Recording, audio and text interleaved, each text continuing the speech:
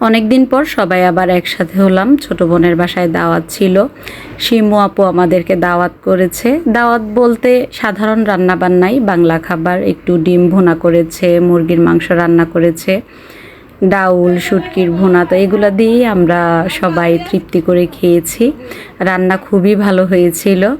আর এমনিতেও ডিমের যে কোনো তরকারি আমার পছন্দ। ডিম ভাজা বলেন বা ডিমের ভুনা আমার খুব ভালো লাগে আর কি, পছন্দ। আর এখানে চিংড়ি দিয়ে একটু শুটকি ভুনা করা হয়েছে। শুটকির ভুনাটাও খেতে বেশ ভালো ছিল।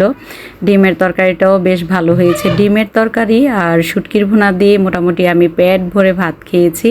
আর সবার প্রথমে ছিল একটু লেবুর শরবত। শরবতটাও বেশ ভালো হয়েছিল। বিকেলের দিকে পোড়া রুটি আর চা করা হয়েছে।